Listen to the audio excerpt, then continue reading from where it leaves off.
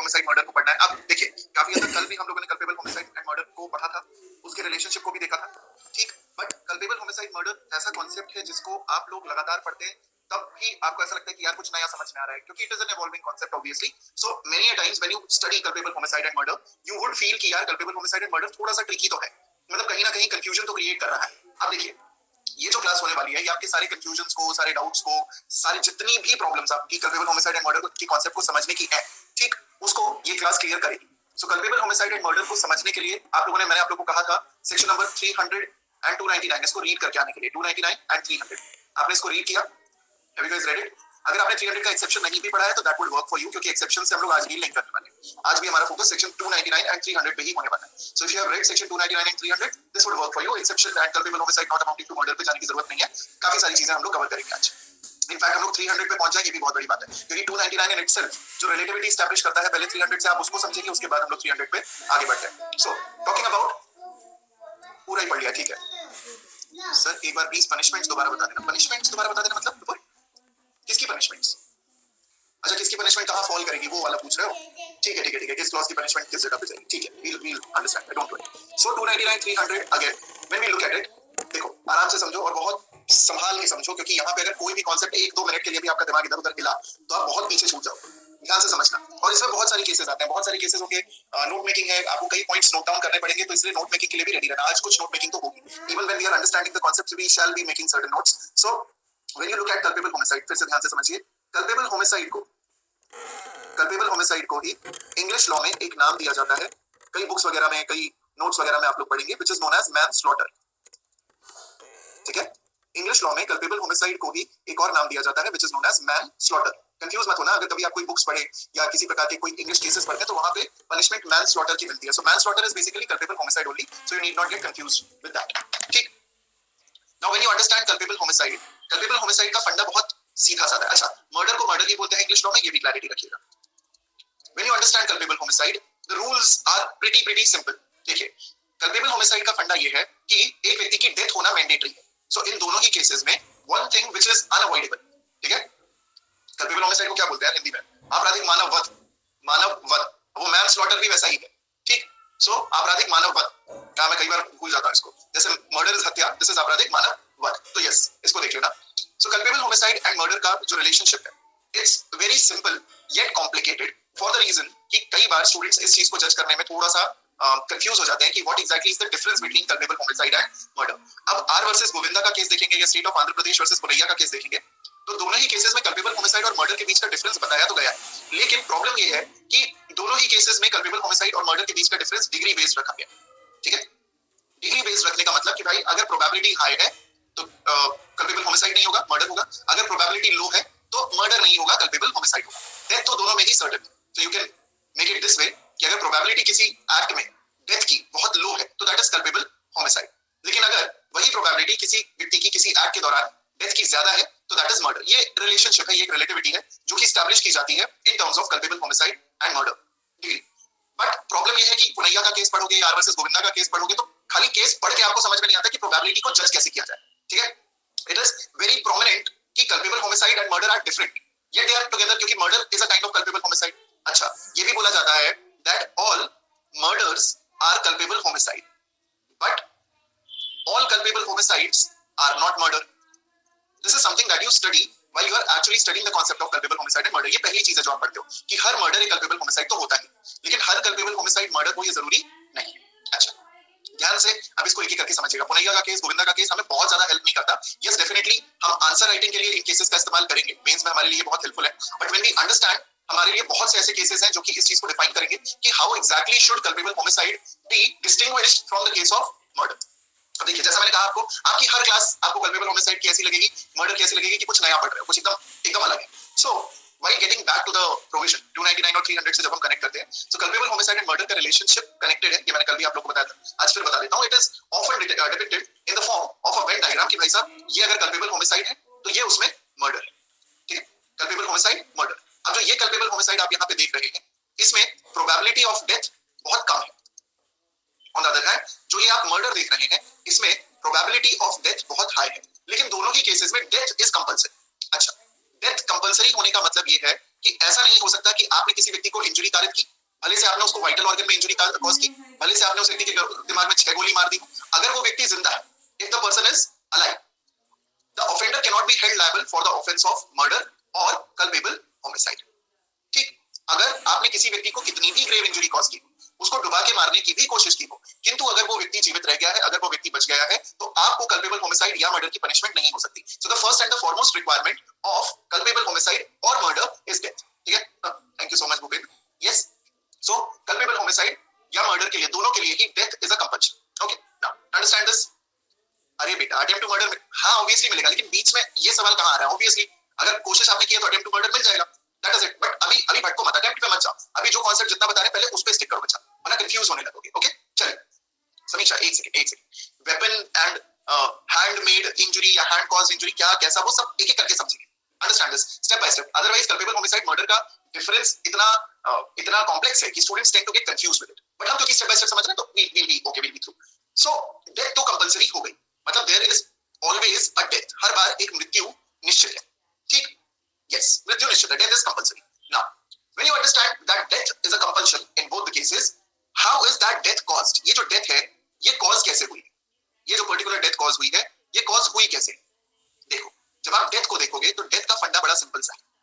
Death 3 तरीकों से cause हो सकती है, ब्रॉडली 2 तरीके हैं, जिसमें से पहला तरीका डायरेक्ट डेथ का होता है। ठीक है, डायरेक्ट डेथ, और दूसरा तरीका होता है इनडायरेक्ट डेथ। इनडायरेक्ट डेथ, अब डायरेक्ट डेथ का मतलब ये चीज हमने कल भी देखी थी, कल भी थोड़ी सी समझने की कोशिश की थी कि डायरेक्ट डेथ का मतलब होता है that the person is killed but there is no bodily injury. ठीक है, उस व्यक्ति को सफर नहीं करना पड़ा, उस व्यक्ति के शरीर पे किसी प्रकार की कोई डायरेक्ट बॉडीली इंजरी दिख नहीं रही है, तो उस व्यक्ति की जो मृत्यु हुई वो डायरेक्ट हुई है। इसके इलस्ट्रेशन जो सबसे कॉमन होते हैं, एक होता है ड्राउनिंग, ठीक, दूसरे नंबर पे आ जाता है शॉक। अगर मान लीजिए पॉइजन है तो पॉइजन भी हो सकता है। ये 3 प्रोमिनेंट तरीके हैं जिससे किसी व्यक्ति की डेथ कॉज की जाए, नंबर 1। अब जब कभी किसी व्यक्ति की इनडायरेक्ट डेथ कॉज होती है तो वो डेथ भी 2 तरीके से कॉज की जा सकती है। ठीक है, हाँ कितना यही लिखा हुआ है। अगर किसी व्यक्ति की इनडायरेक्ट डेथ कॉज होती है तो उसके भी 2 तरीके हो सकते हैं, या तो उस व्यक्ति को इंटेंशनली वो डेथ कॉज की जाए, ठीक है, या तो उस पर्सन को इंटेंशनली डेथ कॉज की जाए, दूसरा उस पर्सन की जो डेथ है वो नॉलेज के थ्रू कॉज की जाए। नॉलेज को हम लोग यहां पे रिप्लेस कर देंगे विद द टर्म, ध्यान से देखिएगा, act done with the knowledge। act done with the knowledge से हम इसको रिप्लेस कर देंगे। आप लोग सिर्फ नॉलेज वर्ड यूज नहीं करोगे, act done with the knowledge। ठीक है, अच्छा, दोनों ही केसेस में जब आप act done with the knowledge या intentionally you are causing an act, दोनों से ही अगर किसी प्रकार की कोई बॉडीली इंजरी कॉज कर रहे, if you are causing any kind of bodily injury, शारीरिक क्षति आप व्यक्ति को पहुंचा रहे, ठीक, अगर वो शारीरिक क्षति जो है, ध्यान से समझिएगा, अगर वो शारीरिक क्षति ऐसी है, ठीक है, which is likely to cause death, likely to cause death, which eventually causes death, which eventually causes death, ultimately death तो हुई, this entire thing would amount to culpable homicide। ये पूरी की पूरी चीज क्या बनी? culpable homicide। अब इसको हम अलग अलग देखिए, पूरा culpable homicide आपके सामने है, आपको दिखाई दे रहा है, can you see it? This is a rhetoric question, obviously you can see it, but can you see it? Just give me thumbs up दे दो। You guys see it? This is very important, इसीलिए मैं ऐसे फुद्दू सवाल पूछ रहा हूँ। You guys cannot absolutely see it. Now understand this. Direct death के लिए हमने इलस्ट्रेशन देखा। डायरेक्ट डेथ के लिए ऑब्वियसली किसी व्यक्ति को अगर डुबा के मारा जाए, किसी व्यक्ति को आप पानी में, स्विमिंग पूल में, पानी के टैंक में, पानी की टंकी में डुबा दो, उस व्यक्ति की ऐसे मृत्यु हो जाए, डायरेक्ट डेथ है। अगर आप उसे शॉक देके मारे, इलेक्ट्रिक शॉक दे, ठीक, तो भी उस व्यक्ति की डेथ हो सकती है। ठीक, किसी व्यक्ति को बाथटब में आपने गिराया या फिर वो व्यक्ति बाथटब में नहा रहा, उसमें अगर आप 2 लाइव वायर्स डाल दो जो कि चालू है, ठीक, लाइव वायर्स अगर आप डाल देंगे तो भी उस व्यक्ति की शॉक से मृत्यु हो सकती है। ठीक है, यस, आ रहे भूपेंद्र, उस पर भी आऊंगा कि शूटिंग अगर मान लो कि यहाँ करेंगे, इस जगह करेंगे तो भाई बॉडीली इंजरी तो हुई, लेकिन उस व्यक्ति की डायरेक्ट डेथ हुई है। जब आप किसी व्यक्ति को हेड में इंजरी करते हो तो उसकी इंस्टेंट इमीडिएट डेथ होती है। ये भी स्टूडेंट्स के दिमाग में डाउट आता है कि सर अगर दिमाग पे गोली मारोगे यहाँ पे तब तो तुरंत मरेगा व्यक्ति, मतलब the person will not be succumbing to any injury, वो सकम नहीं करेगा, वो तुरंत मर जाएगा, उसका कोई ट्रीटमेंट भी नहीं होगा। इन जनरल कोई व्यक्ति अगर सर में गोली मरेगी, पॉइंट ब्लैंक पे पड़ेगी, तो मर जाएगा वो तुरंत। तो वो किस कैटेगरी में आएगा वो भी मैं आपको समझा, बट पॉइजन अगर किसी व्यक्ति को दे दिया, किसी व्यक्ति को जहर दे दिया गया है, तो कोई बॉडीली इंजरी नहीं हुई है, व्यक्ति मर जाता है। ये 3 ऐसे एग्जांपल्स हैं जो आपको शो करते हैं कि ओके डायरेक्ट डेथ कॉज हो चुकी है। अच्छा, अब बात करते हैं intention to cause bodily injury. Intention यानी कि दूसरा part, intention to cause bodily injury के बहुत से एग्जांपल्स हो सकते हैं। देखिए, बॉडीली इंजरी जो होती है, बॉडीली इंजरी, अब इस पॉइंट को हम लोग समझेंगे, बॉडीली इंजरी को समझेंगे तो ध्यान से समझना, अगर आप फ्लो चार्ट्स बनाते चलेंगे तो वो और भी इजी होगा आपके लिए। Now when we look at bodily injury, जब हम बॉडीली इंजरी को देखते हैं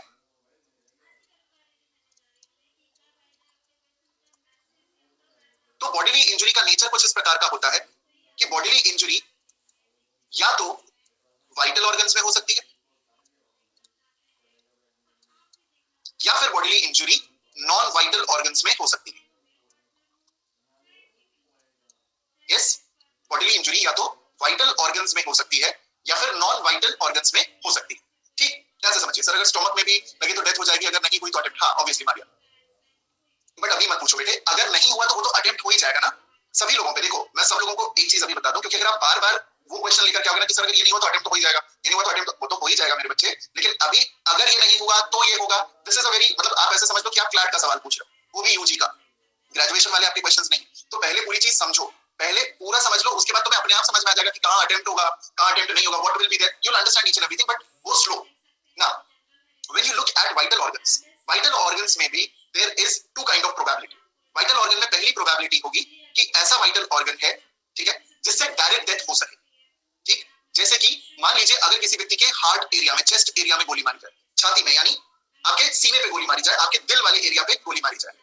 ठीक, दूसरा, आपको इंजरी कॉज की जा रही है लेकिन वो इंजरी कॉज की गई है हेड में, ठीक है, हार्ट में या हेड में। हेड मतलब ब्रेन एरिया, आपका दिमाग, आपका सर।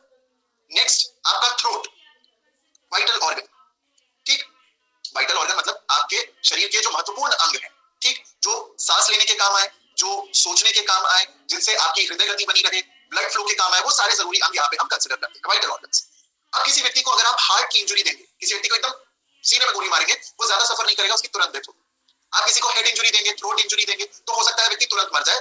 मतलब there is no bodily injury, no process of treatment, treatment होगी, व्यक्ति बच भी सकता है, नहीं भी बच सकता है, क्रिटिकल कंडीशन है, अल्टीमेटली जाके मरता है। हम उसकी बात नहीं करेंगे, टॉकिंग अबाउट वाइटल ऑर्गन्स, ठीक है। थ्रोट हो गया, इसके अलावा स्टमक हो गया, ठीक, स्टमक एरिया हो गया, इनको वाइटल ऑर्गन समझा जाता है। These are considered as vital organs. Okay, अब यहाँ जो वाइटल ऑर्गन्स होते हैं जहां पे किसी व्यक्ति की मृत्यु तुरंत हो सकती है, ठीक, ये एक तरीके की बॉडीली इंजरी, ठीक है। इसके अलावा, अच्छा, इसके अलावा जो थ्रोट एंड स्टमक हमने देखे, ठीक है, इसमें भी थ्रोट को छोड़ दो, जो स्टमक वाला पोर्शन हमने देखा उसको यहां से हटा करके आप यहां पे रख सकते हैं कि ये भी वाइटल ऑर्गन की कैटेगरी में आता तो है, लेकिन तुरंत डेथ, एकदम इंस्टेंट स्पॉन्टेनियस डेथ नहीं होती। Do you guys know this fact? अगर किसी व्यक्ति को पेट में गोली लगेगी, ध्यान से सुनिएगा और एक एक चीज को बहुत गौर से समझिएगा, क्योंकि otherwise you will lose it. आपको दोबारा ये सेशन देखना पड़ेगा। किसी व्यक्ति को अगर पेट में गोली मारी जाएगी तो समस्या ये होगी कि पेट में गोली मारने से उस व्यक्ति का जो ब्लड है वो ब्लड निकलना शुरू हो जाएगा। मोस्टली स्टूडेंट्स कह रहा हूँ, मोस्टली जो हमारे जितने भी व्यक्ति होते हैं जिनको पेट में गोली लगती है, ठीक है, पेट में गोली लगने से जो रक्त का रिसाव है, यानी जो ब्लड का बहना है, वो ब्लड का बहना बंद नहीं होता, ठीक है, ब्लीडिंग शुरू हो जाती है और वो ब्लीडिंग स्टॉप नहीं होती। तो ब्लीडिंग स्टॉप ना होने की वजह से आपका जो पूरा नर्वस सिस्टम है वो फेल करने लगता है। This is biological. अब बायोलॉजिकली अगर आपका नर्वस सिस्टम फेल करेगा, आपके ब्रेन तक ब्लड ही नहीं पहुंचेगा और आपकी बॉडी से भी ऑर्गन से अगर मतलब ब्लड पहुंचना बंद हो जाएगा तो obviously you will die eventually. So stomach के केस में इंस्टेंट डेथ की चांसेस कम होती है, but death is obviously happening, क्योंकि वहां पे ब्लीडिंग इतनी ज्यादा हो जाती है कि आपकी डेथ तो होती है। तो ये वाइटल ऑर्गन तो है। हार्ट, हेड, थ्रोट, यहाँ पे इंस्टेंट डेथ हो सकती है। हार्ट, हेड, थ्रोट, यहाँ पे किसी व्यक्ति की इंस्टेंट डेथ हो जाएगी, बहुत ज्यादा उस व्यक्ति को तड़पना नहीं पड़ेगा। ऐसी स्थिति में जब वाइटल ऑर्गन्स की आप बात करें और बॉडीली इंजरी इंटेंशनली किसी वाइटल ऑर्गन पे कॉज की गई हो, जहां पे, ध्यान से सुनिएगा, जहां पे किसी व्यक्ति की इंस्टेंट इमीडिएट डेथ हुई है, यानी कि ये वाला हिस्सा, ठीक, इसकी ट्रीटमेंट चलती है सेम एज 299 का 1। हालांकि बॉडीली इंजरी अपने आप में कौन से क्लॉज का कॉन्सेप्ट है? बॉडीली इंजरी कौन से क्लॉज का कॉन्सेप्ट है? 299 के 2 का कॉन्सेप्ट है। Very good, very good. इसीलिए मैं स्टेप बाय स्टेप समझा रहा हूं ताकि आप लोगों को सब कुछ समझ में आए। Very good. Bodily injury is originally a concept of 299 का 2, बट अगर ये bodily injury direct death cause कर दे, तुरंत इमीडिएट डेथ कॉज कर दे, तो इसको वैसे ही ट्रीट किया जाएगा जैसे कि हम लोग ड्राउनिंग, शॉक एंड पॉइजनिंग को ट्रीट कर रहे थे। Fair enough? Are we clear till this point? Are we clear? Thumbs up दो। यस सर मत देखो, थम्स अप दे दो, थम्स अप दे दो, thumbs up do. We clear at this point? Very good, very good. Thumbs up दे देना, that will assure that you are clear. अब बात रही स्टमक की, जिससे किसी व्यक्ति की डेथ हो सकती है। नॉन वाइटल ऑर्गन्स की बात करते हैं। नॉन वाइटल ऑर्गन्स की लिस्ट बहुत लंबी है, ठीक है। नॉन वाइटल ऑर्गन्स में आपका हैंड आ जाएगा, ठीक है, आपके लेग्स आ जाएंगे, बाकी का चेस्ट एरिया है, शोल्डर एरिया है, वो आ जाएगा, आपका प्राइवेट पार्ट वाला एरिया आ जाएगा, आपके टोज के एरियाज आ जाएंगे, आपका मतलब थाई एरिया आ जाएगा, पूरी चीज मतलब ऐसा पोर्शन जो कि एकदम ऑल द बॉडी पार्ट्स, ये नॉन वाइटल ऑर्गन्स है, ठीक है, नॉन वाइटल ऑर्गन्स है, मतलब कि अगर ये किसी व्यक्ति के शरीर में ना भी हो तो वो व्यक्ति मरेगा नहीं, it won't turn out to be futile, sorry it won't turn out to be fatal, ठीक, किसी व्यक्ति का अगर हाथ नहीं है तो जरूरी नहीं कि वो मर जाएगा, किसी व्यक्ति का अगर मान लीजिए पैर नहीं है, प्राइवेट पार्ट नहीं है, तो जरूरी नहीं है कि वो व्यक्ति मर जाएगा, the person can still be living. किंतु अगर इसी पे, अगर नॉन वाइटल ऑर्गन पे, ठीक है, अगर नॉन वाइटल ऑर्गन पे कुछ इस प्रकार इंजरी कॉज की जाए, जो कि तब कॉज की जा रही है जब उस नॉन वाइटल ऑर्गन में कोई डिसीज हो, तो जैसे आपका जो लेफ्ट साइड का रिब केज होता है ना, प्रैक्टिकली समझो, आप अपनी बॉडी में फील कर सकते हैं, आपका लेफ्ट साइड का जो रिब केज होता है, रिब केज के जस्ट नीचे स्टमक के ऊपर लेफ्ट साइड में एक छोटा सा ऑर्गन होता है जो आपने कई बार नाम सुना होगा, the name of that organ is spleen. Spleen बहुत बहुत कॉमनली आपने सुना होगा, अगर आपने क्रिमिनल लॉ पढ़ा है तो आपके लेफ्ट साइड की बॉडी में, ठीक है, जो चेस्ट एरिया है, लेफ्ट साइड में rib cage, left rib cage के जस्ट नीचे एक छोटा सा ऑर्गन होता है जो होता है स्प्लीन। अब अगर उस स्प्लीन में, स्प्लीन के साथ होता क्या है कि स्प्लीन कभी-कभी एनलार्ज हो जाता है, वो एनलार्ज लाइफस्टाइल की वजह से हो सकता है, खान-पान के कारण हो सकता है, किसी डिसीज के कारण हो सकता है, स्प्लीन एनलार्ज होता है, ठीक। अब अगर मान लीजिए कि किसी व्यक्ति को किसी नॉन वाइटल ऑर्गन पे चोट पहुंचाई जाए जिसमें किसी प्रकार का कोई डिसीज है, तो क्या वो व्यक्ति मर सकता है? The question is whether in case a person is caused an injury on a part of body which is although non vital but it is diseased, तो वो vulnerable है, yes, क्या उस व्यक्ति की मृत्यु हो सकती है? बिल्कुल हो सकती है, ये कंसीडर किया जाएगा in the category of non vital organ yet diseased yet causing death, this is the point, ठीक, yes। अच्छा, अगर मान लीजिए कि नॉन वाइटल ऑर्गन पे, ठीक है, नॉन वाइटल ऑर्गन्स पे या set of non vital organs पे अगर मल्टीपल इंजरीज कॉज की जाए, नॉन वाइटल ऑर्गन्स पे, किसी व्यक्ति के हाथ पे, किसी व्यक्ति के पैर पे, किसी व्यक्ति के ऐसे बॉडी पार्ट पे जिससे उसकी मतलब उसके ना होने से व्यक्ति मरेगा नहीं, लेकिन अगर मल्टीपल बॉडी पार्ट्स पे, मल्टीपल नॉन वाइटल ऑर्गन्स पे किसी व्यक्ति को लगातार इंजरी कॉज की जाए, तो क्या उस व्यक्ति की डेथ हो सकती है? नहीं, डायरेक्ट डेथ नहीं होगी, ऑब्वियस, अरे इंजरी कॉज की जा रही है, लगातार इंजरी कॉज की जा रही है, तो डेथ हो सकती है, यस, डेथ हो सकती है, पॉसिबिलिटी है कि ब्लड लॉस हो सकता है, absolutely correct Aniruddh, I was coming to that point कि ब्लड लॉस होगा, इंटरनल इंजरीज हो सकती है, हैमरेज हो सकता है, कुछ भी हो सकता है, तो उस व्यक्ति की डेथ हो सकती है। अब बहुत ध्यान से समझिए, जो स्टमक वाला एरिया है वो, नॉन वाइटल्स में डिसीज है वो, और multiple injuries on non vitals है वो, ये तीनों के तीनों कवर होते हैं under section 299 clause 2। Did you get the point over here? समझ में आया? ये पॉइंट समझ में आया? ये सब कुछ 299 के 2 में फॉल करेगा, ठीक। अगर किसी व्यक्ति को वाइटल ऑर्गन्स में, जैसे स्टमक है, इंस्टेंट डेथ नहीं होगी लेकिन डेथ तो होगी, स्टमक हो गया, यहां बॉडीली इंजरी कॉज की गई, हैंड हो गया, लेग्स हो गए, शोल्डर हो गए, स्प्लीन हो गई, प्राइवेट पार्ट्स हो गए, अब डिसीज है यहाँ पे, उधर आप इंजरी कॉज करोगे तो व्यक्ति की मृत्यु हो गई, मल्टीपल टाइम्स किसी व्यक्ति को एक ही जगह पे मारोगे तो उस व्यक्ति की मृत्यु हो गई, ये सब कुछ will fall in the category of 299 का 2। ओके, नेक्स्ट पे चलते हैं। नाउ थर्ड पॉइंट इज कि ये जो बॉडीली इंजरी होती है, ध्यान से समझिएगा, ये जो बॉडीली इंजरी होती है, इस बॉडीली इंजरी के साथ एक फंडा और है, ये जो बॉडीली इंजरीज हुई, ये सभी बॉडीली इंजरीज दो केविएट्स के साथ चलती, दो केविएट्स के साथ चलती, वो दोनों केविएट्स क्या है? या तो ये बॉडीली इंजरी इंटेंशनली कॉज की गई होगी, जानबूझ के कॉज की गई होगी, ठीक, या फिर ये विद नॉलेज कॉज की गई होगी। इसका मतलब क्या है कि ये जो बॉडीली इंजरी आप देख रहे हो, ये जो बॉडीली इंजरी आपने यहाँ पे स्टडी की, यही बॉडीली इंजरी ये है और यही बॉडीली इंजरी यहाँ पे आप देख रहे हो। मतलब अगर किसी व्यक्ति को वाइटल ऑर्गन में, नॉन वाइटल ऑर्गन में मल्टीपल टाइम्स डायरेक्ट डेथ जो भी है वो कॉज किया जाता है इंटेंशनली या फिर विद नॉलेज, ठीक, इंटेंशनली या फिर विद नॉलेज, ठीक है। तो अब मुझे बहुत बहुत ध्यान से समझना और एक एक चीज को समझते जाना, कनेक्टिविटी उसी से आपकी बनेगी। जो बॉडीली इंजरी है, ठीक है, bodily injury is basically a concept, चाहे आप उसे कल्पेबल होमिसाइड बोलो, चाहे आप मर्डर बोलो, दोनों ही दो चीजों से मिलकर बनते हैं। पहला होता है मेंस रिया और दूसरा क्या होता है, which is the second part, number 1 is mens rea and number 2 is actus reus। Very good, ध्यान से समझिएगा। अच्छा, हर केस में कल्पेबल होमिसाइड या मर्डर, हर केस में ultimate actus reus is, ultimate actus reus क्या, अल्टीमेटली आपने क्या कॉज किया, अल्टीमेटली कल्पेबल होमिसाइड और मर्डर में हुआ क्या है, what is the act done और what is the consequence that has ensued, death. तो हर मामले में कल्पेबल होमिसाइड और मर्डर के हर मामले में actus reus ultimately results in death, ठीक। अब वो एक्टस रियस जो कॉज किया जा रहा है यहाँ पे, आप इसको मान के चले कि ये एक्टस रियस बन रहा है, ठीक है, this is actus reus, not a problem Kavita, okay, this is actus reus. लेकिन जो किसी व्यक्ति का एक्ट क्रिएट हो रहा है, वो एक्ट क्रिएट हो रहा है या तो इंटेंशन के थ्रू या फिर नॉलेज के थ्रू। अब इंटेंशनली किसी व्यक्ति की डेथ कॉज करने का क्या मतलब होता है?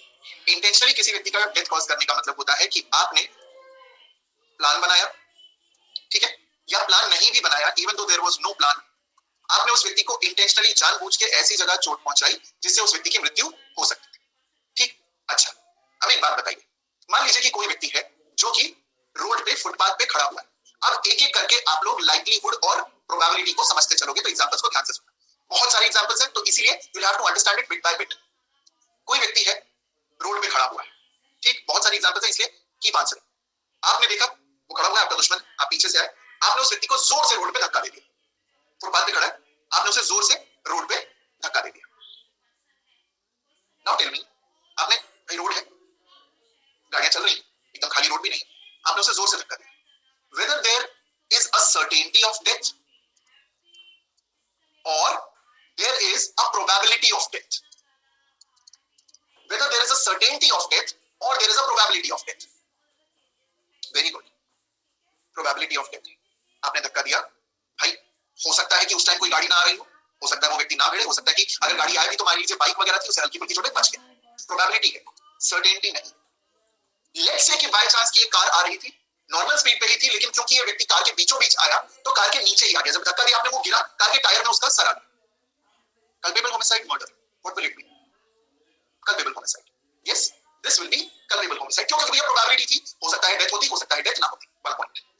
अच्छा, अब जरा इसी चीज को कंपेयर करो, इसी चीज को कंपेयर करो। आप लोग एक वैली पे खड़े, वैली समझते हैं, घाटी, ठीक, let me make it easier for you. आप लोग किसी रेलवे प्लेटफॉर्म पे खड़े, ट्रेन आ रही है, रेलवे प्लेटफॉर्म पे खड़े, and you can see that the train is right there. आप किसी व्यक्ति को किसी घाटी से, सुसाइड पॉइंट होता है, घाटी से पुश कर दो, रेलवे प्लेटफॉर्म पे ट्रेन आ रही है, पुश कर दो, ठीक, is there a certainty of death?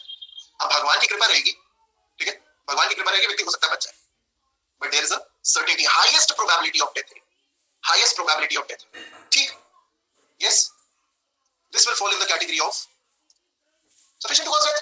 Yes, this will fall in the category of murder. ये मर्डर की कैटेगरी में आ जाएगा, ठीक। आप इंटेंशनली किसी व्यक्ति को धक्का दे रहे हो ट्रेन के सामने, आप इंटेंशनली किसी व्यक्ति को घाटी से धक्का दे रहे हो, वो नीचे गिरेगा, मर ही जाएगा, ठीक। Probability is really very high, stakes are very high. तो इंटेंशनली चाहे आप प्लान बनाओ चाहे आप प्लान ना बनाओ, अगर आप किसी व्यक्ति को, ठीक है, विद प्रोबेबिलिटी या विद लाइकलीनेस अगर आप किसी व्यक्ति की डेथ कॉज करते हो तो वो आएगा कल्पेबल होमिसाइड की कैटेगरी। किंतु अगर आप किसी व्यक्ति को इंटेंशनली ही ऐसी इंजरी कॉज करो जिसमें सर्टेन हो कि ये व्यक्ति मर जाएगा, this will amount to murder, this will amount to murder, ठीक। अच्छा, ये तो इंटेंशनल एक्ट्स की बात हो गई। तो सर रोड वाले केस में भी तो सर्टेनिटी होनी चाहिए, इंटेंशनली पुश किया रोड पे, knowing there will be cars coming, there will be cars coming, हो सकता है कोई गाड़ी आ रही हो सकता है कोई गाड़ी ना आ रही हो सकता है आपने देखा कि गाड़ी आ रही हो सकता है आपने नहीं देखा कि कोई गाड़ी आ रही हो सकता है आपने ध्यान दिया कि यहाँ पे ट्रक्स चलते हैं, हाईवे है और दिख रहा है यहाँ से ये गाड़ी आ रही है, लोग पीछे से आपको ये करता हुआ देख भी रहे हैं, ठीक। There are witnesses to show, to prove that you knew that there is a rushing truck coming towards that part of the road wherein you are going to push somebody from the footpath. Certainty आ जाएगी उसमें, वो murder में भी जा सकता है, probability है ना, प्रोबेबिलिटी है। So understand this, normal road है, गाड़ियां चल रही, आप किसी को धक्का दोगे, मर भी सकता बच भी सकता, ठीक। आप देख रहे हो सामने से इधर से ट्रक आ रहा है, मानो में ट्रक करीब आ गया, उसी वक्त किसी को धक्का दोगे, कल्पेबल होमिसाइड से बचोगे नहीं, मर्डर हो जाएगा सीधे सीधे। Getting my point of it, likelihood को समझो क्योंकि बहुत टिपिकल कांसेप्ट है and you tend to get confused कि कहां लाइक्लीहुड था, कहां सर्टेनिटी थी, कहां नहीं थी, इसमें बहुत बारीक बारीक डिफरेंसेस हैं ना। अब समझिएगा, ये तो इंटेंशन पे चलेगा। How does knowledge work? देखिए, समीक्षा ने अभी रिसेंटली एक क्वेश्चन पूछा, मान लीजिए कि आप किसी व्यक्ति को, सेकंड फ्लोर पे आप लोग खड़े हैं, सेकंड फ्लोर की बालकनी पे आप खड़े, किसी व्यक्ति को धक्का दे दो, ठीक है, नीचे गिरा, यस, वो व्यक्ति नीचे गिरा, मर सकता है बच सकता है, ठीक, ऑब्वियसली मर सकता है बच सकता है, अच्छा, यस, इंटेंशन में नॉलेज आ जाता है। सेकंड फ्लोर से गिराओगे, ऑर्डिनरली क्या कोई मरता है? सेकंड फ्लोर से आप कूद सकते हो, यू कैन जंप योरसेल्फ, आप कूद सकते हो, ठीक, I can jump from second floor, I won't die, I might break certain bones, possible है, ठीक है, बट सेकंड फ्लोर से कूदने में आप मरते हैं ऑर्डिनरी। लेकिन अब मुझे एक बात बताओ, अगर कोई व्यक्ति है और उस व्यक्ति को आप, ध्यान से समझिएगा, कोई व्यक्ति है उसे आप एकदम सर के बल जमीन पे गिराओ सेकंड फ्लोर से, कुछ इस प्रकार गिराओ, कुछ इस प्रकार फ्लोर से। आपने कई बार मूवीज वगैरह में देखा होगा, धमकी कुछ इस प्रकार दी जाती है कि ये छज्जा है, ठीक है, यहाँ पे एक व्यक्ति खड़ा है जिसने, ठीक है, दोनों हाथों से एक व्यक्ति का पैर पकड़ रखा है, ठीक है, दोनों हाथों से एक व्यक्ति का पैर पकड़ रहा है और दूसरा व्यक्ति जो है वो चिल्ला रहा है कि भैया मुझे छोड़ना मत, ठीक। ऐसा आपने सिनेरियो कभी मूवीज वगैरह में देखा। अब अगर ऐसी सीन है जहां पे कोई व्यक्ति सेकंड फ्लोर से ही गिराया जा रहा है किंतु सर के बल गिराया जा रहा है, ठीक। अब आप कितना भी इसमें चाहे मजाक कर रहे हो, मस्ती कर रहे हो, लेकिन आपकी नॉलेज क्या बोलती, आपकी नॉलेज क्या बोलती, अगर ये व्यक्ति, ठीक है, अगर ये व्यक्ति सर के बल गिरा तो डेथ तो हो सकती है, very very high probability that the person might die. अगर गिरा सर के बल एग्जैक्टली, अगर सर लैंड किया, सेकंड का बंदा फर्स्ट फ्लोर से भी मर सकता है, ठीक। सर्टेनिटी ऑफ डेथ, डेथ की प्रोबेबिलिटी, व्यक्ति मर सकता है, ठीक। यस, डेथ की प्रोबेबिलिटी यहां पे नॉलेज की वजह से आई, डेथ की प्रोबेबिलिटी यहां पे नॉलेज की वजह से आई, ठीक। अब जरा समझो, डेथ की प्रोबेबिलिटी को दो हिस्सों में हम डिवाइड करते हैं। सबसे पहला कि आप किसी व्यक्ति को, ठीक, आप किसी व्यक्ति को एक इंजरी कॉज कर रहे हैं, you are causing somebody a bodily injury, but section 300 का 4 पहले पर, 300 का 4 की लैंग्वेज क्या बोलती है, it says that if the person committing the act, knowledge को अपन एक्ट से देख रहे हैं, if the person committing the act knows that it is so imminently dangerous that it must in all probability cause death or such bodily injury as is likely to cause death and commits such act without any excuse for incurring the risk of causing death or such injury as aforesaid, ठीक। Ordinarily अगर किसी भी व्यक्ति को आप ऐसे गिराओगे, probability है that the act is so eminently dangerous that the act is likely to cause death, so eminently dangerous, और वो व्यक्ति मरता है, ठीक। अब भले से आपका एक्ट इंटेंशन होल्ड करे चाहे ना करे, you would know that the person would die, तो फिर आप मारना नहीं चाहते, चलो इंटेंशन आपका बिल्कुल नहीं है मारने, ठीक, इंटेंशन आपका बिल्कुल भी नहीं है मारने का, लेकिन आपको मालूम है कि ये व्यक्ति मर सकता है। I'll give you an example, knowledge तो, how does this work? Diabetes के पेशेंट होते हैं जो टाइप 3 या degree 3 degree highest degree of diabetes के जो पेशेंट होते हैं, अक्यूट डायबिटीज के जो पेशेंट होते हैं, ठीक, अक्यूट डायबिटीज के पेशेंट होते हैं, उनको शुगर बिल्कुल मना होती है, हाई डायबिटीज वाले उनको शुगर बिल्कुल अलाउड ही नहीं, ठीक, नंबर 1। नंबर 2, कितने ऐसे लोग हैं जिनको तैरना नहीं आता, how many of you don't know how to swim, मुझे नहीं आता है, फैक्ट मुझे नहीं आता, बहुत से लोग हैं जिनको तैरना नहीं आता, नॉट अंडरस्टैंड दिस, ठीक है, बढ़िया बढ़िया, जिसको आता है वो तो बहुत अच्छी बात है, so you don't know how to swim. Now for example, ठीक है, फॉर एग्जांपल अगर मान लीजिए कि कोई व्यक्ति अक्यूट केस ऑफ डायबिटीज वाला है, उसको आप जस्ट फॉर फन आप उस व्यक्ति को 4-5 पीस मिठाई जबरदस्ती खिलाओ। कोई व्यक्ति है जिसको तैरना नहीं आता, उसको आप जस्ट फॉर फन, ठीक है, जस्ट फॉर फन आप उस व्यक्ति को फॉर एग्जांपल धक्का दे दो, स्विमिंग पूल में धक्का दे दो, what is the probability of death, high और लो? हाई। कल एक बच्चे का डाउट आया था कि सर स्पेसिफिक पर्सन की तरफ भी तो नॉलेज हो सकती है, जैसे ओपन कैनन फायर अगर करें तो वो एक जनरल नॉलेज है, स्पेसिफिक पर्सन की तरफ भी तो नॉलेज हो सकती है, ऐसे हो सकती है, उसको भी अपन एड्रेस कर रहे हैं ताकि कोई भी डाउट तुम्हारे दिमाग में 1% की शंका नहीं होनी चाहिए। अगर आप किसी व्यक्ति को just for fun, just for practice, मान लो कि कोई व्यक्ति हार्ट का मरीज है, ठीक है, हार्ट का अगर कोई व्यक्ति मरीज है, फेयर एनफ, आप जानते हो कि हार्ट का मरीज है, अब ऐसी स्थिति में आप अगर उसके साथ प्रैंक करने जाओ, आप अगर उसके साथ कुछ इस प्रकार के जोक्स करते हो जिससे कि उस व्यक्ति की भाई उसका हार्ट फेल हो सकता है, उसको हार्ट अटैक आ सकता है, high volume music, exactly high BP है, आप उसको हाई वॉल्यूम पे म्यूजिक, वो मर जाएगा, द पर्सन वुड डाई। अब भले आपका इंटेंशन टू किल ना हो, बट नॉलेज ऑफ डेथ तो थी, इंटेंशन टू किल ना हो बट नॉलेज आएगा Saumya, very good very good, आपका इंटेंशन टू किल भले ना हो बट आपका नॉलेज ऑफ डेथ तो हो सकती है। यस, भाई मैं नहीं मारना चाहता था किसी व्यक्ति को, ठीक है, उस व्यक्ति ने मुझे बताया अभी कि भैया मेरे को डायबिटीज है, लेकिन हमने रैगिंग लेने के चक्कर में कहा कि नहीं बेटा तेरे को आइसक्रीम खानी पड़ेगी, एकदम मीठी वाली आइसक्रीम खिलाएंगे, एकदम बढ़िया तुम्हें जम के मिठाई खिलवाएंगे, ठीक। अब इंटेंशन टू किल नहीं था, लेकिन भैया नॉलेज तो पूरी थी ना कि व्यक्ति मर सकता है, ठीक। यस, तो ये जो फन एलिमेंट है इसमें अगर किसी व्यक्ति की, ध्यान से समझिएगा, अगर इसके कारण किसी व्यक्ति की डेथ हो जाती, ठीक, एंड ऑब्वियसली, ठीक है, ऑब्वियसली आपको नॉलेज थी कि मेरे इस एक्ट से इस व्यक्ति की डेथ हो सकती है, ठीक, तो that is knowledge amounting to death. तो सवाल उठता है कि यहां पे लाइकलीनेस कैसे क्रिएट होगी, how will it create any kind of likelihood?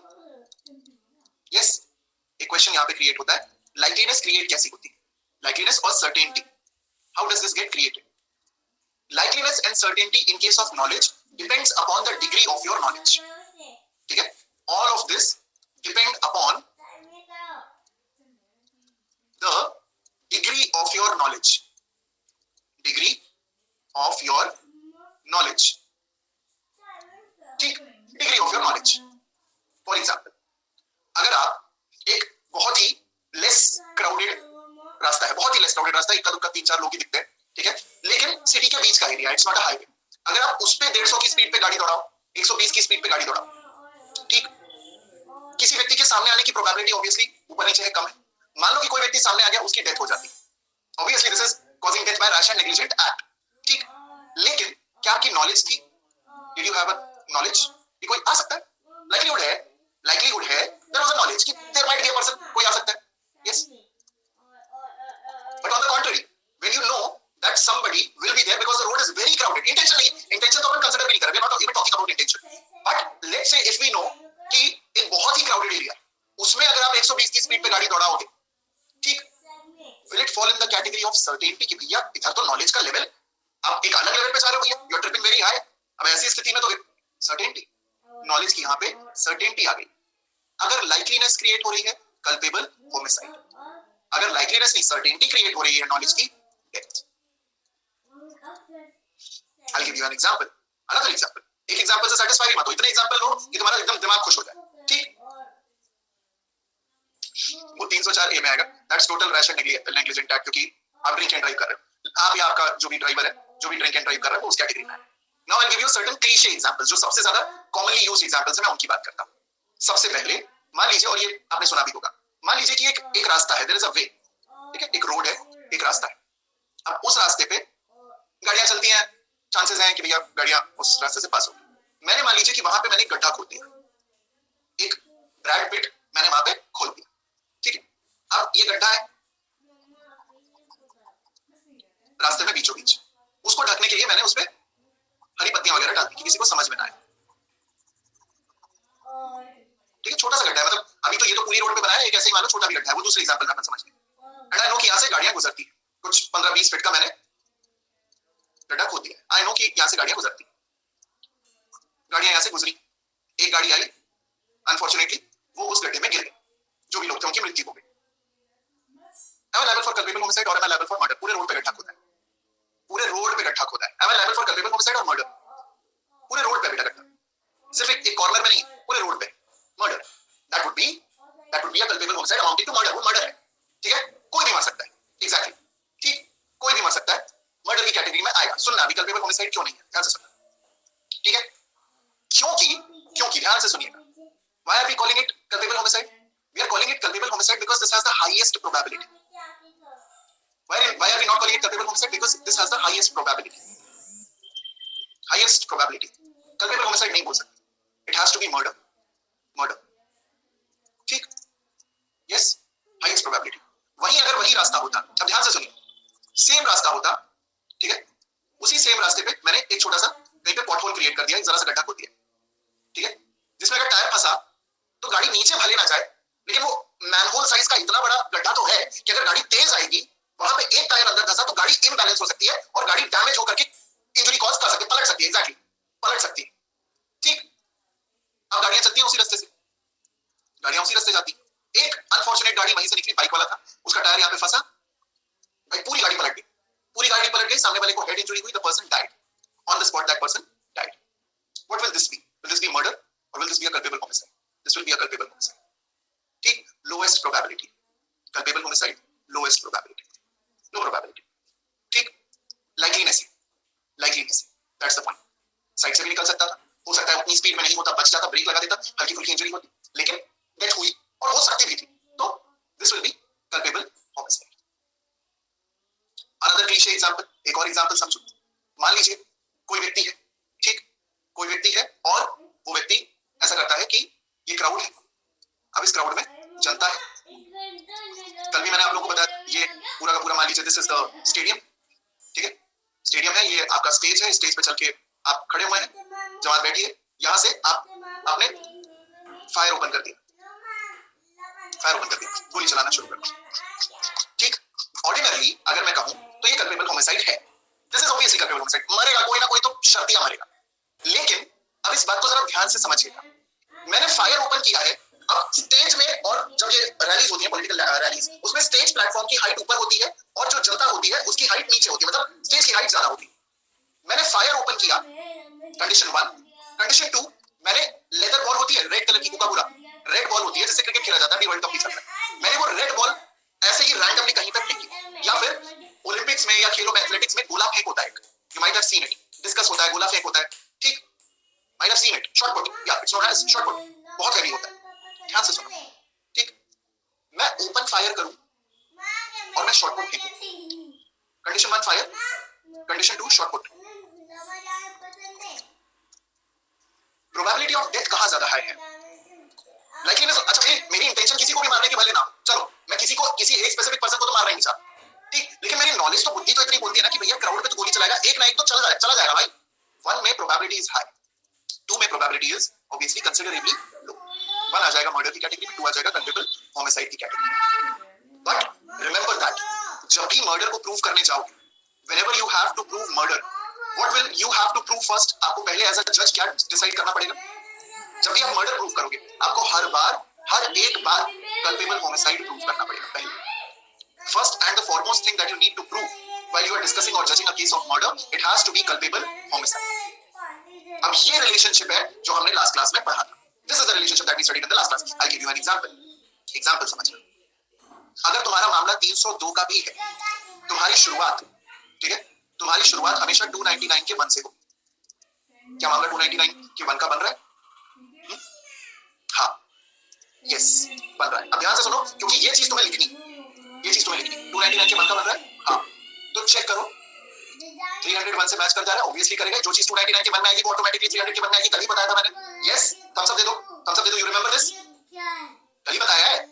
क्या 299 का 1 सिद्ध हो रहा है? हाँ, 300 में आ गया। अब पनिशमेंट किधर जाए? पनिशमेंट किधर चली जाए? अब पनिशमेंट 302 की चली। मान लो कि 299 का 1 सिद्ध नहीं हो पाता, ठीक है, intent to cause bodily injury not proved, what will be the next thing that you will try to prove? क्योंकि डेथ तो हुई है, अक्यूज भी सामने, अब आप दूसरा कौन सा एलिमेंट देखोगे? 299 का 1 प्रूव नहीं हुआ, यस, वेरी गुड। अब आप जाओगे, इफ लेट्स से 299 का 1 is not proved, then you move towards 299 का 2, वेरी गुड, 299 के 2 में जाओ। आ रहे बेटा, आ रहे हरदीप, एक एक करके बेटा, एक एक करके 299 के 2 में जाओ, ठीक। मान लो कि इंटेंट प्रूव हो गया, ठीक है, मान लो इंटेंट प्रूव हो गया। अब 2 सिनेरियोज बनेंगे, there will be 2 scenarios. Scenario number 1 less probability, scenario number 2 high probability, ठीक। 299 के 2 में गए, intent to cause bodily injury likely to cause death, ठीक है।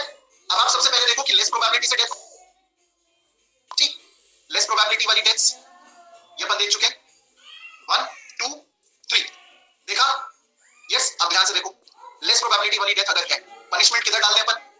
Where should we put the punishment? Very good, Kusum, शाबाश।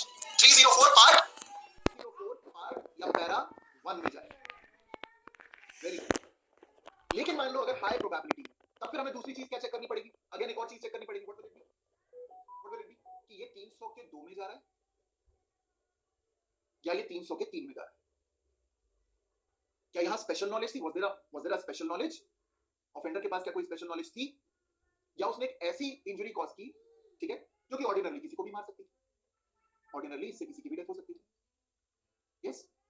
आपको ये चेक करना है, अगर ये दोनों में से कोई भी फुलफिल हो गया तो पनिशमेंट कहां गई? 302। Very good, very good. अब मान लो लेट्स से फॉर एग्जांपल 299 का 2 नहीं प्रूव हो पाया, इंटेंशन नहीं प्रूव हो पाया, इंटेंशन प्रूव ही नहीं हुआ। अब क्या करें? अब बुरे फंसे। अब नॉलेज भी देखो, क्योंकि अक्यूज भी है, ऑफेंडर भी है।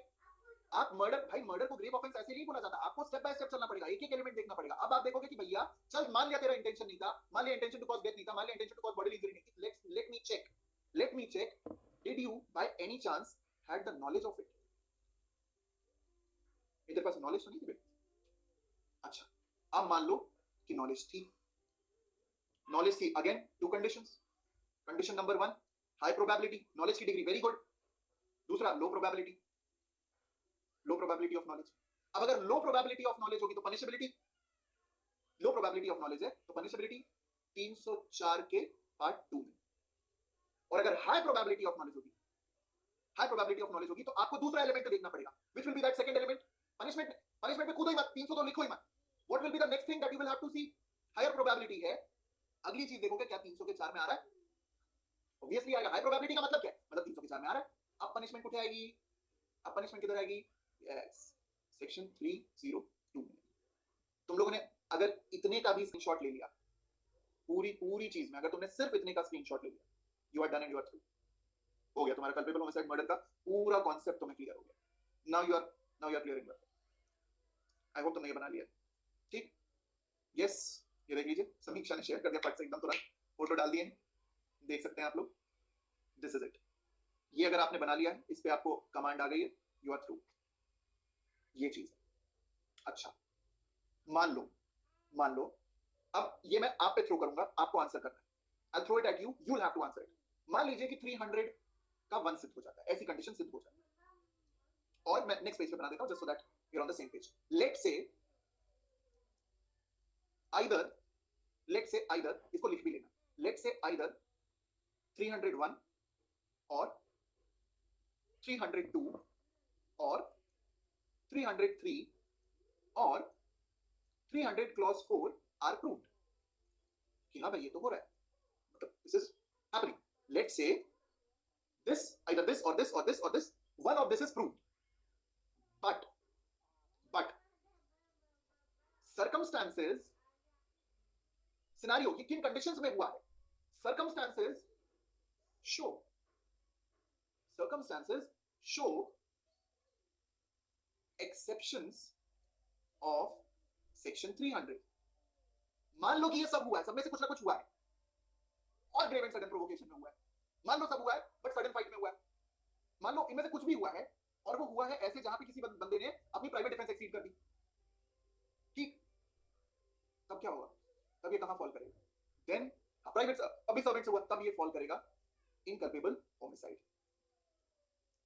अब देखो, अब इसकी रिलेटिविटी समझो। अगर मान लो 301 plus any exception, any exception, ठीक है? अब इसको एनी एक्सेप्शन को कॉमन कर लो, ये कॉमन चलेगा, ठीक? यहां पे 300 का 2 लिख दो, यहां पे 300 का 3 लिख दो, और यहां पे 300 का 4 लिख दो, ठीक? अब समझना, अगर 300 का 1 है, एनी एक्सेप्शन, पनिशमेंट किधर आएगी, कौन से पार्ट में आएगी? बताओ, पनिशमेंट किधर आएगी और कौन से पार्ट में आएगी? वेरी गुड, किसका पार्ट 1? आई शाबाश, 304 para 1 part 1, very very good. 300 का 2 है, अब किधर आएगी? Very good, 304 still part 1, intent, intent तो पार्ट 1 में ही है। 30 का 3 एनी एक्सेप्शन, किधर किधर? 304 पार्ट 1, सेम सेम। लेकिन अगर 304 प्लस एक्सेप्शन हो गया, तब किधर आएगा? 304 पार्ट 2। हो गया, डन, वी आर थ्रू। ओहो, 3 में पार्ट 2 इसलिए नहीं आएगा क्योंकि यहां पे हम इसको इक्वेट पहले किससे कर रहे थे? 300 के 3 को इक्वेट किससे किया है? उल्टा चलो, व्हाई व्हेन 300 का 3 फॉल इन 304 पार्ट 1? क्योंकि we were equating it with, very good Aniruddh, very good, शाबाश अनिरुद्ध। 299 के 2 से इक्वेट कर रहे हो, 299 के 2 का एलिमेंट क्या है? इंटेंशन एंड नॉलेज नहीं है। और पार्ट 2 जो है 304 का पार्ट 2 जो है वो एड्रेस करता है नॉलेज को। ये फंडा, ठीक? Okay Kriti,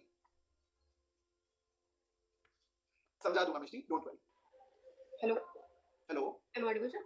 yes with audible, बताओ सर इसमें डाउट हो गया सर, जो सर 300 का 1 प्लस एनी एक्सेप्शन, सर इसको सर ये सीएच माना जाएगा सर? ये तो इसकी पनिशबिलिटी फिर भी 302 में होनी चाहिए सर, क्योंकि 299 का 1 हो या 300 का 1 हो, उसकी मतलब नॉर्मल सर्कमस्टेंसेस में पनिशबिलिटी 302 में। जैसे हम नीचे वालों को कंसीडर करके उसको उसके अकॉर्डिंग चेंज कर रहे हैं, तो सर ऊपर वाली की पनिशबिलिटी 304 के 1 में कैसे चलेगी?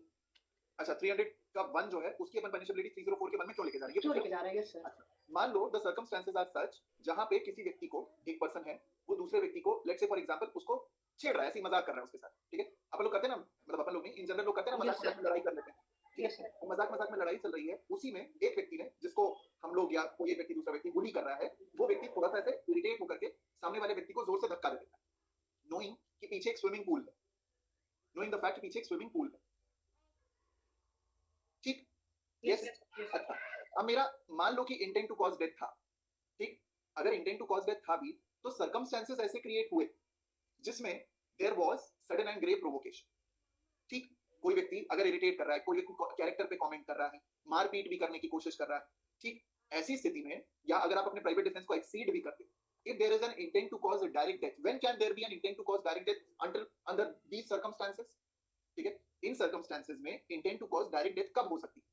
तब हो सकती है जब आप किसी व्यक्ति की ऐसी तरीके से डेथ कॉज करो, ऐसे सर्कमस्टेंसेज में डेथ कॉज करो जिसमें डायरेक्ट डेथ का भी सिनेरियो क्रिएट हो रहा हो, पर सडन एंड ग्रेव प्रोवोकेशन भी, ठीक है, sudden and grave Yes, sir. Provocation भी क्रिएट हो रहा है। समझ में आया? Yes, sir. लेकिन ये बहुत ही रेयर कॉम्बिनेशन होगा। समझ में आया? Yes, sir. Yes, sir. ऐसा कॉम्बिनेशन आप मतलब it is Yes, not sir. Either बीच में नहीं चलेगा। Yes, sir. एक ही होगा, मतलब दोनों Yes, sir. बहुत बहुत रेयर चांसेस है कि दोनों में से कोई एक आए। समझ में आया? Yes, sir. Yes, sir. Swimming pool भी होना चाहिए, आपका इंटेंट टू कॉज डेथ भी हो जाना चाहिए, और प्रोवोकेशन भी होना चाहिए। हाँ, प्रोवोकेशन भी होना चाहिए वहाँ पे। प्रोवोकेशन भी होना चाहिए, सब कुछ होना चाहिए। Yes, मतलब sir. वो वाला था ना क्रिकेट बोल रहा हूँ, फुटबॉल वर्ल्ड कप का ज़िनेडिन ज़िडान और मार्को मैट्राजी वाला हेडबट देखा है? Yes, sir. Yes, sir. Yes, sir. अब मार्को Yes, sir. मैट्राजी ज़िनेडिन ज़िडान को, who is the captain of France, Yes, sir. उसको बहुत मतलब गंदी गालियां दे रहा है, उसकी फैमिली के बारे में गलत-गलत बोल रहा है। अब यही सेम चीज अगर फुटबॉल फील्ड की जगह फॉर एग्जांपल एक स्विमिंग पूल के पास हो रही हो, जब ये सब लोग प्लेयर्स डिनर कर रहे थे, उस दौरान अगर यही चीज हो रही हो, तो इंटेंट तो कभी भी डेवलप हो सकता है। इंटेंट Yes, के sir. साथ नो प्लान दोनों चलता है। Yes, Yes, sir. Intent to cause direct death भी है, सर्कमस्टेंसेस भी है, और आपने डायरेक्ट डेथ भी कॉज कर दी। ये बहुत विरले लेवल का कॉम्बिनेशन। Yes, sir. हाँ, मतलब ऐसा नहीं है कि कॉमनली Yes. मिल जाएगा, लेकिन अगर गॉड फॉरबिड अगर ऐसा कोई कॉम्बिनेशन देखने को मिल गया, अगर मिल गया, तो आप एज अ जज 304 ए में 304 पार्ट 1 में ही पनिश कर, ठीक है? हाई Yes, कोर्ट भी sir. आपकी तारीफ करेगा, सुप्रीम कोर्ट भी आपके जजमेंट को पलटेगा नहीं, और प्रमोशन हो जाएगा। Yes, sir. समझ में आया? Yes, sir. और कोई doubt?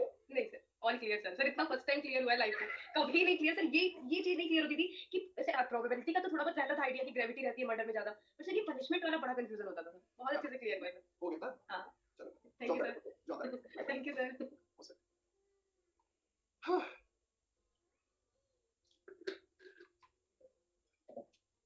Fair enough. Sir interviews में किस तरह से फंसते हैं वो अभी समझेंगे, अभी एक एक करके, अभी ये आप लोगों को समझना। Thank you so much Kashish, most welcome. ठीक है, 304 के पार्ट 2 में और 304 ए में क्या फर्क है? Again very good point Bhupendra, बहुत अच्छा पॉइंट रेज किया। इसको अपना हालांकि आगे डिटेल में पढ़ेंगे, बट मैं एक बार शॉर्ट में फिर भी बता देता हूं। 304 का पार्ट 2 जो है, 304 ए नहीं, 304 का पैरा 2 जो है और 304 ए जो है, दोनों में प्रोमिनेंटली क्या फर्क है? ठीक है, 304 part 2 is only, when you look at it, is only knowledge based, which is fulfilling all the elements of 299(3). ठीक है, 299(3) के सारे एलिमेंट्स फुलफिल हो रहे हैं, खाली नॉलेज है, एंड 304 पार्ट 2 में आप आ रहे हैं। ऑन द कॉन्ट्ररी 304 ए जो है वो रैश एंड नेग्लिजेंट एक्ट की बात कर रहा है।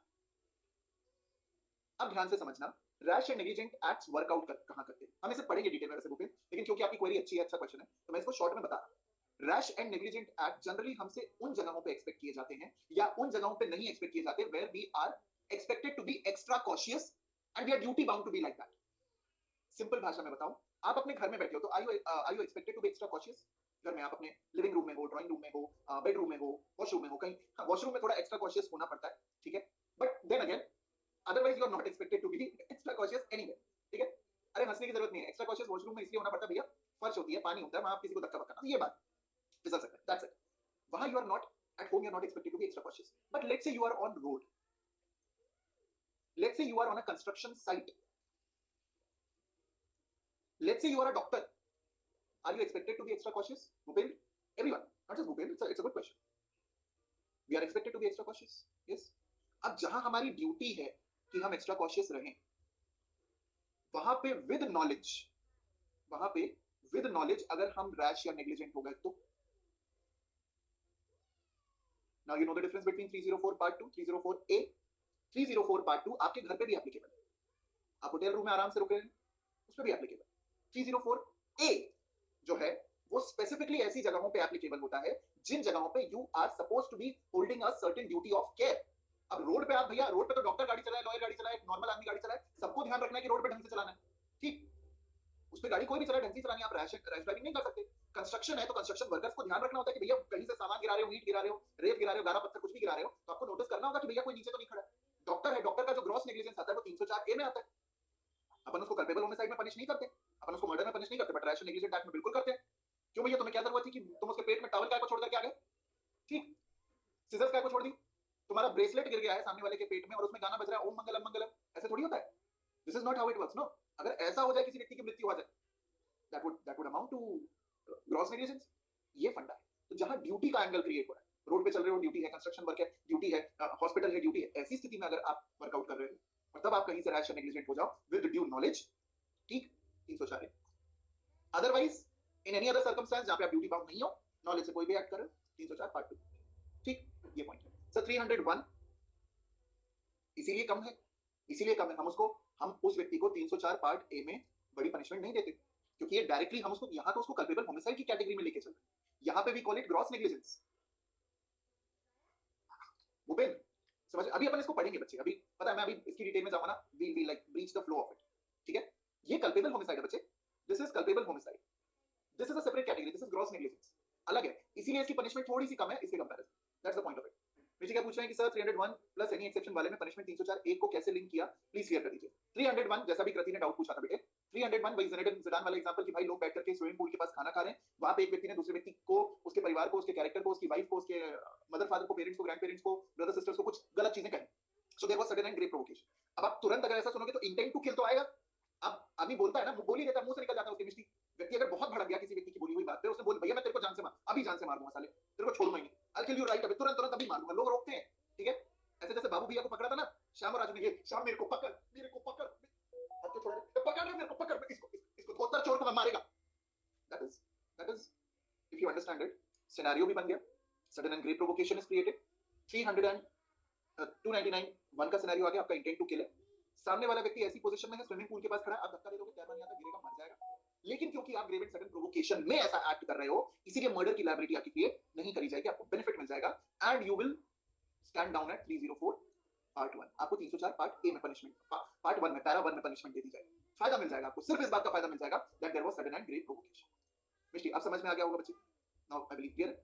सर नेग्लिजेंस कैसे डिटरमिन होगी कि ये आईपीसी वाली है या टॉट वाली, देखो नेग्लिजेंस जब टॉट के कंपैरिजन में चलते हैं, देखो टॉट is considered to be the small little child of criminal, ठीक है, टॉट में छोटा मोटा नेग्लिजेंस हो रहा है, ऐसा भारी भरकम नेग्लिजेंस नहीं हो रहा है, क्योंकि टॉट में डेथ जैसा कोई टॉट नहीं होता,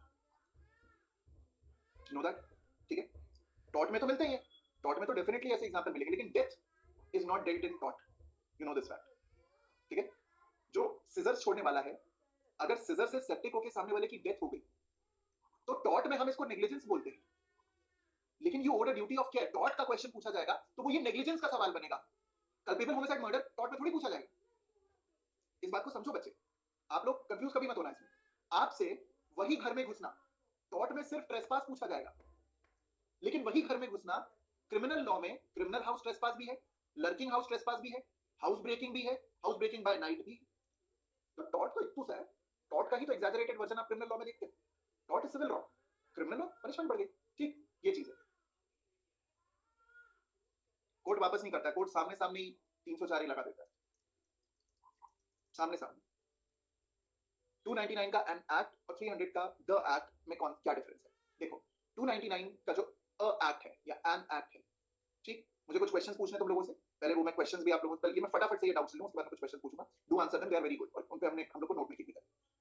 अभी यहाँ पे प्रतीक ने क्वेश्चन पूछा, अच्छा क्वेश्चन है कि एन एक्ट आया है शब्द 299, ठीक, और द एक्ट आया है 300, इसमें प्राइमरली क्या डिफरेंस है, डिफरेंस वही है जो कृति ने पूछा था कि 299 का 1 और 300 का 1 जब सेम है तो इसको दो जगह लिखने की जरूरत क्या है, yes, wasn't this a question कि भाई जब 299 का 1 है या 300 का 1 है तो दोनों दो जगह लिखने की क्या जरूरत, एक ही जगह लिखते, एक ही जगह लिख देते ना, एक ही बात थी, आप 301 ही लिख देते, 299 1 मत लिखते, कोई जरूरत नहीं थी, but the point here is कि culpable homicide and murder, we are getting back to our roots, अपन रूट्स पे वापस चलते हैं, हमारे रूट्स क्या है, ये, इन रूट्स के हिसाब से हमें ये पता चलता है कि कल्पेबल होमिसाइड इज जीनस, ठीक, culpable homicide is genus, murder is, what is murder, murder क्या, कल्पेबल होमिसाइड जीनस है, मर्डर स्पीशीज है, समझ में आया, और अब ध्यान से समझो, ठीक है, culpable homicide is genus, murder is species, ये स्पीशी है, ये पूरा का पूरा जीनस है। अब वापस पॉइंट पे आते हैं जो कृति और प्रतीक ने डाउट पूछे, अब इस पॉइंट पे ठीक, कि भाई यहाँ पे एन एक्ट लिखा हुआ है और यहाँ पे द एक्ट लिखा हुआ है, ये और ये सेम, अलग अलग लिखने की जरूरत क्या है, एक ही लिख देते, फर्क ये है कि जीनस और स्पीशीज के बीच में एक रिलेशनशिप होता है, एक कॉमनैलिटी होती है, दोनों कनेक्टेड होते हैं, आप ऐसा नहीं बोल सकते कि स्पीशीज के कुछ एलिमेंट क्या जीनस से अलग हो सकते हैं।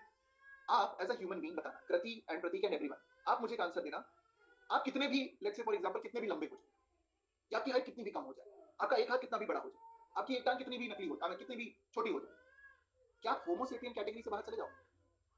आपकी दाढ़ी बहुत बढ़ गई, बहुत ज्यादा बढ़ गई, लोग होते हैं बहुत ज्यादा दाढ़ी की ग्रोथ हो रही है, नाखून की ग्रोथ हो रही है, हाइट बहुत ज्यादा लंबी हो गई है, बहुत छोटे हो गए, टिरियन लैनिस्टर हो रखे हैं गेम ऑफ थ्रोन्स के। You still don't go beyond that that category of Homo sapien. आप होमोसेपियन से बाहर नहीं जा सकते। ठीक, यस। अब्दुल रजीक का तो नाम मतलब वो हजबुल्ला बिग बॉस में भी आ रहा है। एक तो इनसे चल नहीं रहा है, ठीक है, ये आलतू फालतू के लोग उठा करके बिग बॉस में हर साल भर लेते हैं। ठीक भाई, तुमसे नहीं चल रहा बता दो, उपाध्याय जी को बुला लो, शायद वही कुछ कर पाए। ठीक, कुछ भी हरकत तो मत करो ना, किसी मतलब हर किसी को आप उठा के लेके आ रहे हो। तुम्हें टिकटॉक बनाना तो ऐसे ही बता दो भैया, इतना प्रेम है तुमने बिग बॉस को टिकटॉक ही बना के रख दिया है। ठीक है, अभी वो प्यारी प्यारी दो अखियां वाले लड़के को भी उठा लाओ, है ना, वो कच्चा बादाम वाली आंटी थी, उनको भी लेकर क्या है? ठीक, फालतू की चीजें मत करो। बेइज्जती बेइज्जती पे बेइज्जती करवाया जा रहा है। देयर वाज अ फ्लेवर, अच्छा लगता था घर में, मतलब मेरी दादी का, मेरे पापा का, मेरी बुआ का और मेरे बाबा का, जब वो जीवित थे, उन लोगों के फेवरेट शोज का मैं नाम बताता हूं। ध्यान से सुनना, दादी पापा बुआ, ये हमारे घर के फैमिली शोज हुआ करते थे। सबसे पहले इमोशनल अत्याचार, दूसरे नंबर पे, सुनना अभी ध्यान से सुनना, बिग बॉस। ठीक, तीसरे नंबर पे रोडीज। मैं नहीं जानता था कि रघु और राम के बीच में कौन रघु है, कौन रघु और राजीव के बीच में कौन रघु है, कौन राजीव है। सी, अभी भी मिस्टेक कर रहा हूं। मेरी दादी को पता है कि कौन सा रघु है, कौन सा राजीव है, उनको शक्ल पता है भाई। समझ रहे हो? ये हमारे घर के फैमिली शोज हुआ करते थे। 2-3 साल पहले, 4 साल पहले, मेरी अम्मा ने, मेरी दादी ने क्या दिया यार, ये बिग बॉस तो, इमोशनल अत्याचार तो पहले ही बंद हो गए, कि बिग बॉस और रोडीज बहुत खराब आने लगे, सुबह संस्कार ही लगा दो। This bloody happened in my family. She was like, सुबह ये हटा यार, इसकी जगह संस्कार वगैरह लगा, मैं भगवान में थोड़ा फोकस करूं। क्या चल रहा है ये फालतू के लोग, कुछ भी बुला रहे, कुछ भी कर रहे हैं, अनशन है। तो दिस हैपेंड। ठीक है, ये होता है। मेरे बहुत लेट लोग हैं हमारे घर, बहुत लेट लोग हैं। दूसरे के घर का कलेश देख के तो मजा आता है, ओहो, दिल को जो ठंडक पहुंचती है, वाह, मजा आ जाता है। ठीक है, बहुत ही ज्यादा मजा आता है। तो खैर, द पॉइंट हियर इज, भटका देते हो यार। अच्छा भला बहुत सीरियस मूड में ये क्लास चल रही थी, अच्छे अच्छे एकदम एंड में आते आते हैं ना, तुमने है ना एकदम ऐसे बराबर कर दिया। सुन लो, when you look at 299 and 300 का one, the relationship is genus and species। Genus और स्पीशीज का यहाँ पे एक रिलेशनशिप है। तो आप ये नहीं बोल सकते कि जीनस में ऐसा कोई एलिमेंट नहीं होना चाहिए जो स्पीशीज में है। Kriti and Pratik, did you get the point now? हम जीनस में एन वर्ड क्यों यूज कर रहे हैं, स्पीशीज में द वर्ड क्यों यूज कर रहे हैं?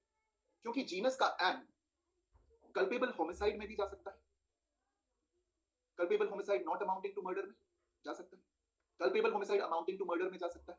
इसीलिए एन एक्ट लिखा जाता है। It can go either ways, it can go culpable homicide not amounting to murder, it can go culpable homicide amounting to murder, और as we call it, murder. ठीक, इसीलिए 299 के वन में या 299 में और 300 में आपको अगर सेम एलिमेंट्स दिखने को मिलते हैं, सिर्फ डिग्री का अगर आपको फर्क लग रहा है, यहां कम है यहां ज्यादा है, तो that is because of the genus and species relationship between these two offences. Prateek and Kriti concept समझ में आया? Why is there an over here and why is there a the over here?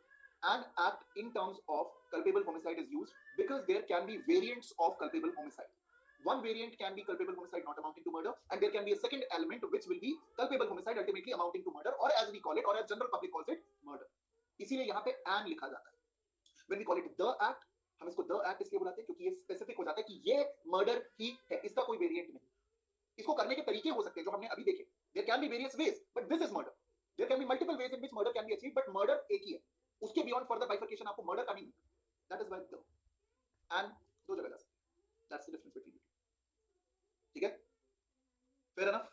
चलिए, अब सर जैसे मीन्स एंड इंक्लूड्स में difference है। हाँ exactly, means and includes का डिफरेंस वही है, जीनस स्पीशीज। अनिरुद्ध पूछ रहे sir, imminently dangerous to cause death and sufficient to cause death का एक बार डिफरेंस बता दीजिए। And imminently to cause death covers sufficient to cause death.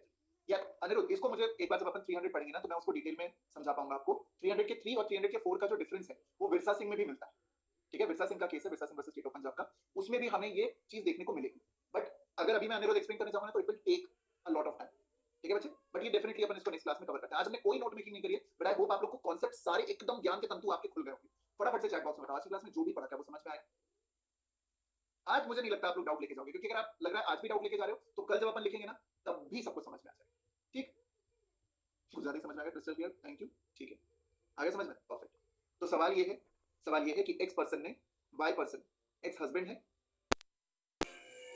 Y wife है, ठीक है, एक्स हस्बैंड है, वाई वाइफ है, एक्स ने वाई को सर पे मारा, हेड इंजरी कॉज की, जिससे वाई अनकॉन्शियस हो गई। क्वेश्चन 1, दो तीन क्वेश्चन है, सुन लो पहले। 1, अनकॉन्शियस हो गई, ठीक, एक्स को लगा that she is dead, X को लगा she is dead. In order to conceal this fact that he has killed Y, X ने वाई को हैंग कर दिया। इसके मुझे दो आंसर्स चाहिए। पहला, पालानी गोंडन केस में क्या हुआ था? पालानी गोंडन का अगर एप्लीकेशन करेंगे तो क्या होगा? अभी don't give me any answers, सुन लो पहले। पालानी गोंडन के केस के हिसाब से क्या हुआ था और श्री नारायण केस के हिसाब से क्या हुआ? देयर आर टू एप्लीकेशंस, ठीक। क्वेश्चन नंबर 2, पुलिस ऑफिसर है जिसके पास एक लोडेड गन, वो किसी व्यक्ति को, एक ऑफेंडर को पकड़ने की कोशिश करता है, उनके बीच में स्कफल होता है, एक थोड़ा सा धक्का मुक्की होती है, और ऑफेंडर से गलती से वो बंदूक पे कुछ डिफॉल्ट मतलब फॉल्टी गन रहती है, उसको टच वो करता है किसी तरीके से कि वो बंदूक चल जाती है, and the police officer dies on the spot, उसकी डेथ हो जाती है। यहाँ पे कल्पेबल होमिसाइड होगा, मर्डर होगा, या नो ऑफेंस होगा? क्वेश्चन नंबर 3, ठीक, हाथापाई हो जाए।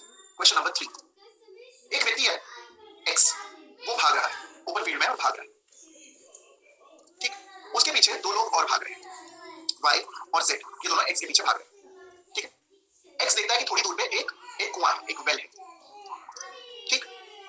एक्स उस कुएं में ये सोच के कूद जाता है कि मैं इन दोनों से बच जाऊंगा। There are no evidences to show कि कोई और रास्ता नहीं था, मतलब वो व्यक्ति भागता रह सकता था, वो zigzag भाग सकता था, वो भाग सकता था, there was way, तो कोई ऐसा एविडेंस तो नहीं है जो ये दिखाता हो कि कोई और रास्ता नहीं, रास्ता तो था। Whether Y and Z will be liable for culpable homicide or murder or no offense, ये तीनों क्वेश्चंस के आंसर्स कल मैं आप लोगों से हैंड रेज करवा करके पूछूंगा। मैंने पहले ही बता दिया है, क्वेश्चन भी बता दिया, जहां पे केस लॉज आपको देखने होंगे वो भी बता दिया है, ठीक। और मैंने सफिशिएंट यहाँ पे इन्फॉर्मेशन यहाँ भी दे दी है, यहाँ भी आपके पास सफिशिएंट इन्फॉर्मेशन है, यहाँ भी आपके पास sufficient information. I will be expecting, ठीक है, I will be expecting your answers tomorrow. I hope आज की क्लास में आप लोगों ने जो भी पढ़ा वो आप लोगों को समझ में आ गया होगा, ठीक। So this is me Shobhadhyay signing off, bye bye, take care, good evening, मिला चाओ, एंड एक हेल्प कर देना, इस पूरी पीडीएफ को विद एनोटेशंस डाउनलोड करके मुझे दे देना, विद एनोटेशंस डाउनलोड करके मुझे दे देना प्लीज, ठीक, that is it. So this is me Shobhadhyay signing off, bye bye, take care, good evening, मिला चाओ, एंड जय, बाय बाय।